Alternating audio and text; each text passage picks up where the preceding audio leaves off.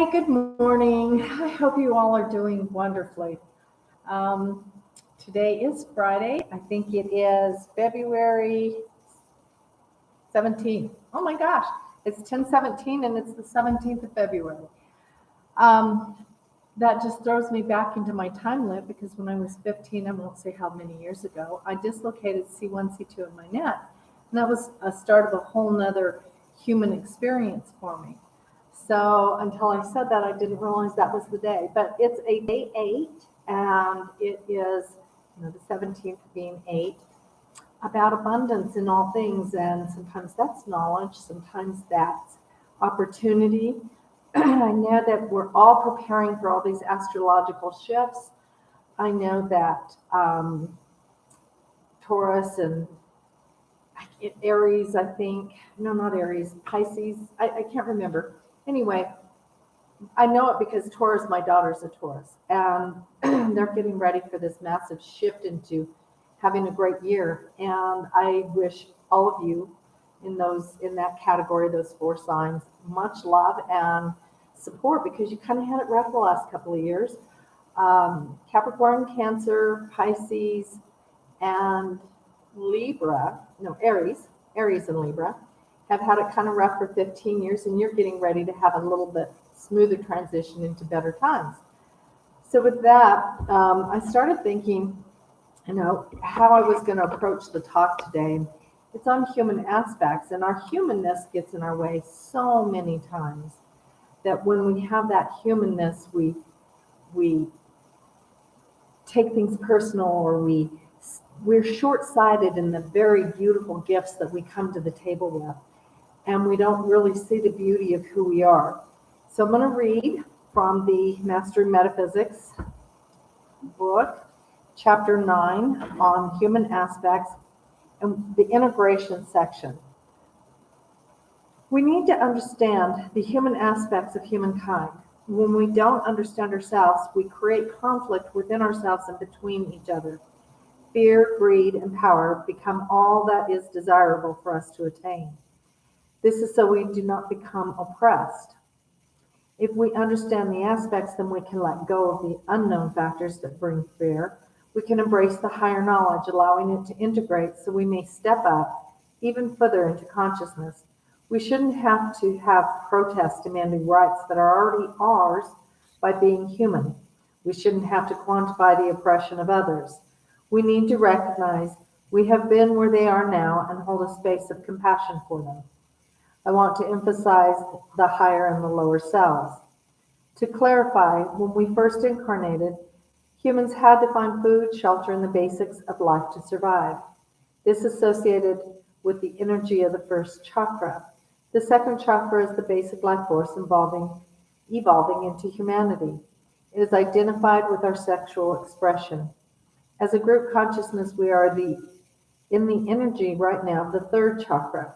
When the third chakra is flowing in a positive direction, a person is master of their emotions, calm and brave. In relationships, the third chakra should remain flowing in the positive direction, allowing both partners to feel they are the masters of their emotions and capable of being equal partners. When flowing in a negative direction, a person can't share. Creativity is stifled. Emotions are shut down. A person is cowardly, as in a yellow belly. Fear governs action, and sex feels threatening. There is difficulty giving and receiving. Digesting food can be problematic and possibly cause weight problems. This is where the world is today. With all of the anger, fear, pain, people are pushing every button they can to stimulate that fear so that our fears are put on display for us to look at. It is only through our self-observation and accountability that we can bring about much needed healing for ourselves. There are so many people fixated on the 4th, 5th, and 6th dimensions. Don't be one of them. Understand that you incarnated at this time for a reason. The reason is to bring light to this 3rd dimension. I'm going to repeat it. We chose to come here at this time. Achieving total perfection on earth is impossible. We will progress to another plane of existence. Think of Earth as the elementary school. You can graduate high school. You cannot graduate high school from elementary school. what we're looking at is that so many people are trying to strive in ego to get to these higher conscious sections so that they can say, well, I'm way up there. Well, Jesus held the Christ consciousness, so did Buddha, and they're the ascended masters. They transitioned because they made that Christ consciousness by going through and healing those broken aspects of our humanness. And what we're struggling with today is that we have a world of people who are saying, I have to be way up here, and other people saying that way up here by doing meditation, by doing energy work, by doing readings, that's evil. So they have their own level of awareness. We have people who are flat earthers, and they're in constant state of flux with what is valid, what is true, and what can happen for them. What we're failing to understand is that we're not any dimension. We're in third dimension. We can have higher consciousness. It doesn't mean we're not 5D. It just means that we're in the third dimension with this higher consciousness. And what that means is it's our opportunity to help others come into higher consciousness. We do this by sharing our love, by bringing our light to them, not by bringing conflict, not by challenging them. I often see people who are, if they're that angry, I think there's that whatever triggered them to that level of anger is so painful that it's maybe too hard for them to heal. I don't send them light because that's suggesting that I know what light they need. I just radiate light so if it reaches them, it can help them. My consciousness says that I can't fix it for anyone, but I can be an opportunity. And if I put the opportunities out there, the person that needs that opportunity will show up to take it. We can't fix it for people. I know beautiful healers, absolutely astounding. And the reason that they're so good at what they do in their work is there's no judgment in their work. They don't worry about where it came from. They don't worry about how it's going to leave. They sit with that energy and they love it. So when they're doing their work, when you get on their table, the highest and greatest healing comes from the love that they're putting in to that person. That's the healer that brings about the shifts in consciousness for other people. We don't have to be a healer to do that. We can do it in our intuition and our psychic readings. But we are not, I see so many people peddling their readings like, you have to pay me in my cash app. Did you hit the cash app? Did you hit the cash app? They're doing readings, and it's almost like that's the only way they can survive. And what we're failing to do is bring the light with that reading. We're failing to bring the light with our work that we do. So whatever we choose to do, however we choose it, whether we recognize that man as a one had to come into this earth and just learn survival. So one is represented with a circle with a dot in the middle. With that circle with a dot in the middle looks like a cell. It also is representative of an egg, the beginning, the power of all, the first step into the energy that became Earth. I was talking with my class last Tuesday night, and I said, there's a lot of Earths, or is there a lot of vibrations on the one Earth? You have to find your truth. And your truth is commensurate with your level of understanding. Finding your truth doesn't mean that somebody gets to tell you what your truth is. It's if they share a thought, they bring you into consciousness. If you think that we're on a simulation and that half the people that are out there that you're seeing go by are just simulated robots, who am I to say no?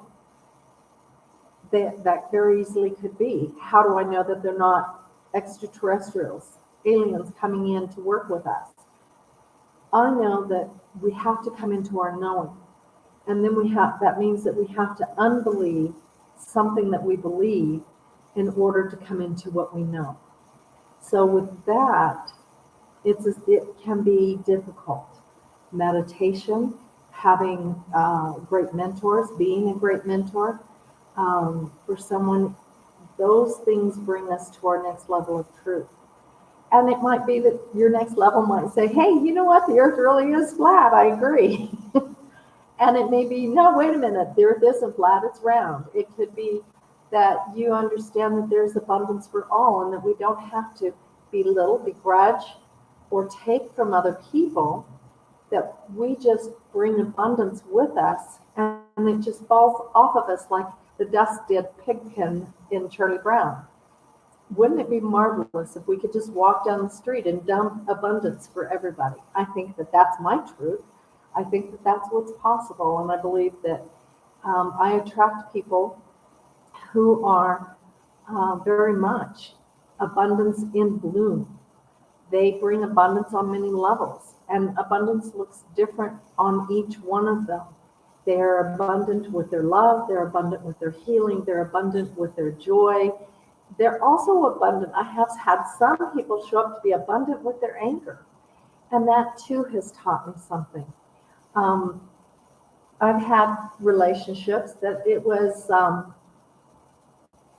sad to leave, but it was healthy for me to leave because I learned what I needed to learn. I didn't have to wait around for them to re-break me, so I could relearn what it was that I was broken to begin with. Once I realized I was broken, once I got that healing of where they showed me I was broken, I didn't have to stick around for round two.